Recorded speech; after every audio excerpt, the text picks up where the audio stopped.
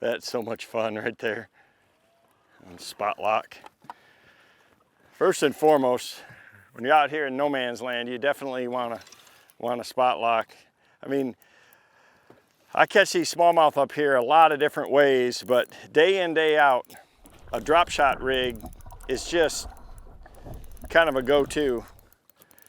And you know, you can put a lot of different baits on it. You know, my favorites are probably a Dream Shot and a Baby Z2.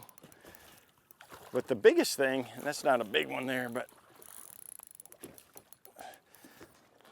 the biggest thing is you got to think about your leader length with them. So we'll let him go real quick. But when you've got a drop shot rig, you've got that hook above that weight. So if you're fishing vertical, you know that wherever that hook is at, that's how far out your bait is off the bottom.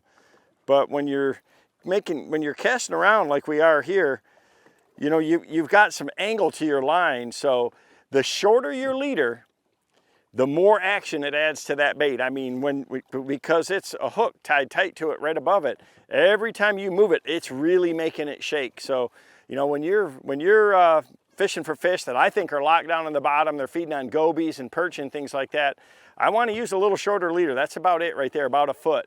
Now, if I think they're focused on a lot of emerald shiners, say I'm seeing bait and stuff off the bottom, that's when I want to use a real long leader. Sometimes, you know, 3 or 4 feet.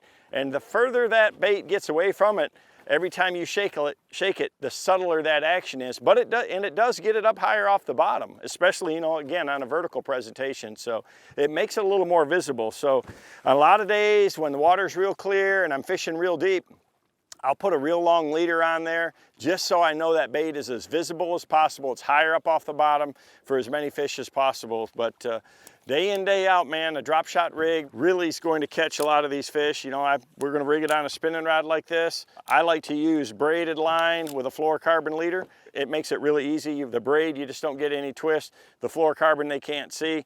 And it's just a real easy, efficient way to fish it out here on the Great Lakes. That's Smallmouth 101 up here.